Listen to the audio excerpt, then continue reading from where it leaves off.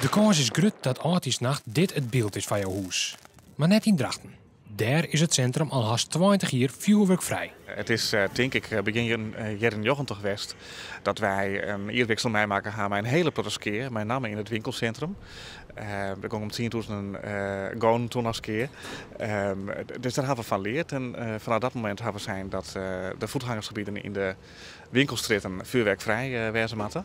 En dat hebben we zo successievelijk in de jaren uitbreiden met de winkelcentra. De meeste Drachters binnen daar wies mooi. Het mag zelfs wel wat uitbreiden. Ik vind vuurwerk wel goed, maar op plakken die ze zelf daarvoor aanwijst hebben. Vind ik op zich wel heel goed voor mensen en voor beesten dat net overal vuurwerk uitzetten werken.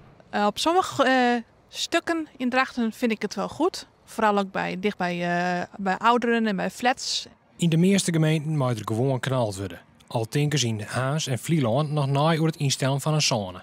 En dat betekent dat gewoon mensen de rest op ziekje van bijgelijks vakantiepark Paviljoen Sneekermeer. En hier mag geen vuurwerk uitstutsen worden. Wat zijn de reacties van mensen?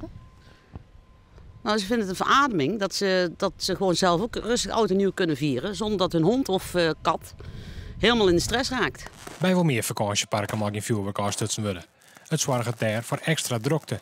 Maar wielst in de rest van Nederland ophield dit meer plakken net knald worden mooi, bleef de Frieske ierwiksel er zuid in. Doch stinken ze in Drachten dat het ek op oren plakken gewoon kan. Nou ja, ik zou zeggen, probeer het. Geen in oorlis als het om winkelstritten gaat met ondernemers, als er behoefte aan is. Hier is het al heel gewoon, dus wij gaan die fase aan. En we hebben er een protte baat bij, dus ik zou het zeker proberen.